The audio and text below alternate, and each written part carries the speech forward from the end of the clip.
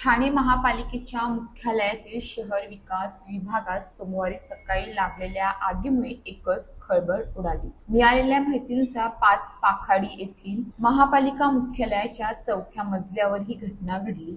सुदैवाने या आगीत कोणतीही जीवितहानी झाली नसली तरी शहर नियोजनाशी संबंधित महत्त्वाच्या कागदपत्रांबाबत विविध चर्चांना उधाण आले आहे। मिळालेल्या माहितीनुसार सोमवारी सकाळी 8 वाजता शहर विकास विभागाच्या कार्यालयातून धूर निघत असल्याचे निदर्शनास आले। घटनेची माहिती मिळताच अग्निशमन दल, आपत्ती व्यवस्थापन विभाग, सुरक्षा कर्मचारी तसेच विद्युत विभागाचे अधिकारी तातडीने घटनास्थळी दाखल झाले। मुख्य अग्निशमन अधिकारी गिरीश झळके यांच्या मार्गदर्शनाखाली बचाव कार्य हाती घेण्यात आले।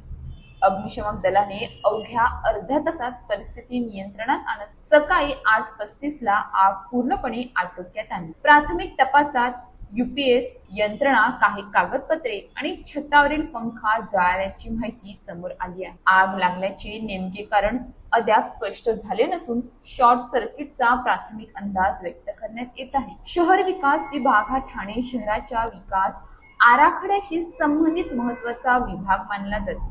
जागा आरक्षण, गृहप्रकल्प, टीडीआर, बांधकाम परवाना आणि विविध विकास प्रस्तावाच्या फायली या विभागात ठेवण्यात येतात। त्यामुळे आगीत काही महत्त्वाच्या फायली जळाल्याची चर्चा सुरू झाली आहे। मात्र महापालिका प्रशासनाने या चर्चांना दुजोरा दिला नाही। प्रशासनाच्या म्हणण्यानुसार काही अर्जांशी संबंधित कागदपत्रांचे नुकसान झाले असले तरी शहर विकासाशी संबंधित सर्व महत्त्वाच्या फायली सुरक्षित असून त्यांची डिजिटल नोंदणीही उपलब्ध आहे। त्यामुळे शहराच्या विकास कामांवर किंवा नियोजन प्रक्रियेवर कोणताही परिणाम होणार नसल्याचा दावा प्रशासनाने केला आहे। घटनेनंतर संबंधित विभागातील नुकसानांचे पंचनामे सुरू असून तांत्रिक तपासणीद्वारे आगीचे नेमके कारण शोधले जात आहे।